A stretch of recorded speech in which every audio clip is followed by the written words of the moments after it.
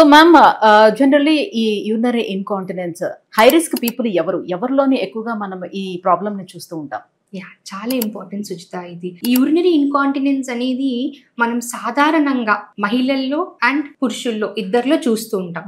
ఇకపోతే ఇది most common ఎవరిలో అంటే ఫీమేల్స్కి వస్తే pregnancy is a main cause for this. అది ఇంకా వెజైనల్ బర్త్స్, దాంట్లో ఏమవుతుంది అంటే చైల్డ్ బేరింగ్ అంటే చైల్డ్ డెలివరీ అయ్యేటప్పుడు వాళ్ళకి బేబీ పెద్దగా ఉన్నా, లేకపోతే ఇన్స్ట్రుమెంటేషన్ ఫోర్సెప్స్ కానీ వ్యాక్యూమ్ కానీ వాడి ఏదైనా anything force applied from out side, అది మన బాడీకి ఎక్స్ట్రా మనం ప్రెషర్ పెడుతున్నట్టే కదా. సో అక్కడ ఉన్న మజిల్స్ లూజ్ అయిపోవడము, లేదా ప్రొలాంగ్డ్ లేబర్ అంటే కొంతమందిలో మేము నొప్పులు 2 రోజుల వరకు తీసాము, మాకు చాలా డెలివరీ కాంప్లికేట్ అయ్యింది అని చెప్తూ ఉంటారు. సో దట్ బేబీ హెడ్ అనేది కింద పుష్ అవుతూనే ఉంటుంది. సో మజిల్స్ పైన ఇంపాక్ట్ పడుతూనే ఉంటుంది, మజిల్ స్ట్రెచ్ అవుతూనే ఉండాలి.